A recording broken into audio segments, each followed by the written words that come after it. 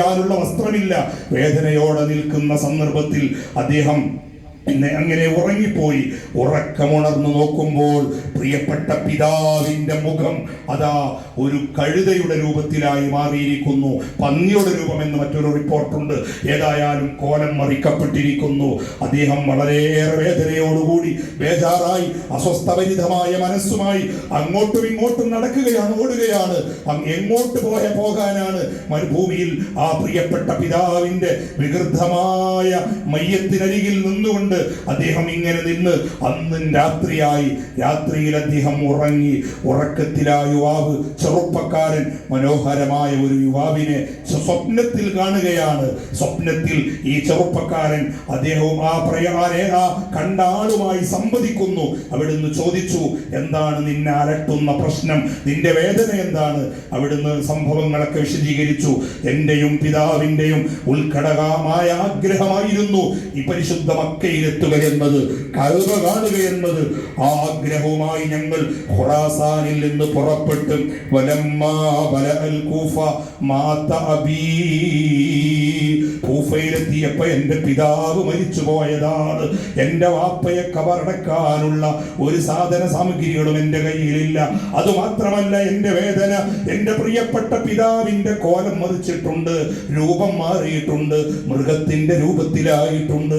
അതുകൊണ്ട് അതിനൊരു പരിഹാരം എന്താണെന്ന് അന്വേഷിച്ചുകൊണ്ടാണ് ഞാൻ ബേജാറാകുന്നത്.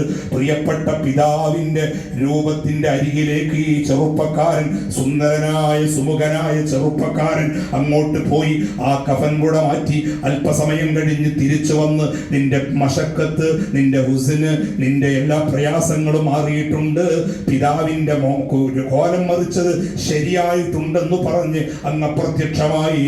നേരം പുലർന്നപ്പോൾ എൻ്റെ പിതാവിന്റെ മുഖത്തേക്ക് ഞാൻ നോക്കിയപ്പോൾ 14-ാം രാവ് പോലെ പ്രശോഭിതമാണ് എൻ്റെ വാപ്പയുടെ മുഖം. എനിക്ക് സന്തോഷമായി. ഞാനെങ്ങനെ എൻ്റെ വാപ്പയുടെ ജനാസ കബറടക്കാൻ എനിക്കൊരു സംഘവും അവിടെ എത്തി. അവരുടെ കയ്യിൽ വെള്ളമുണ്ട്, അവരുടെ കയ്യിൽ കബറ് കുടിക്കാൻ ആവശ്യമായ വസ്തുക്കളുണ്ട്. അവരെന്നെ സഹായിച്ചു.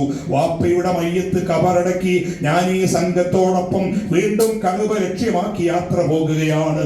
അന്നു രാത്രിയിൽ എൻ്റെ പിതാവിനെയാണ് ഞാൻ ഉറക്കിൽ കണ്ടത്. സ്വപ്നത്തിൽ എൻ്റെ പിതാവുമായി സംവദിച്ചപ്പോൾ വാപ്പയോട് ഞാൻ സംഭവങ്ങൾ പറഞ്ഞു. വാപ്പ പറഞ്ഞു, അതാരാണെന്നറിയുമോ മോനെ? അത് പ്രിയപ്പെട്ട നബി മുഹമ്മദുർ റസൂലുള്ളാഹി, ഹബീബായ റസൂലുള്ളാഹിയാണ് നീ സ്വപ്നം കണ്ടത്. എന്താണ് സംഭവിച്ചതെന്നറിയുമോ?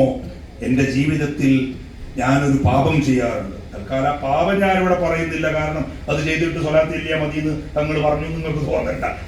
ആ പാപം ചെയ്യാൻ പറ്റൂല. സ്വലാത്ത് ചൊല്ലിയിട്ട് ഞാൻ ഉറങ്ങാറുള്ളൂ. ചുരുങ്ങിയത് 100 സ്വലാത്തെങ്കിലും ഒരു ദിവസം ചൊല്ലാതെ ഞാൻ ഉറങ്ങിയിട്ടില്ല. എൻ്റെ പ്രിയപ്പെട്ട അജുബയുടെ പ്രവർത്തകന്മാർ സ്വലാത്ത് ചൊല്ലാനും ചൊല്ലിക്കാനും വേണ്ടി നമ്മൾ ആരെങ്കിലും പ്രവർത്തിച്ചിട്ടുണ്ടെങ്കിൽ, പ്രയത്നിച്ചിട്ടുണ്ടെങ്കിൽ, അതിനു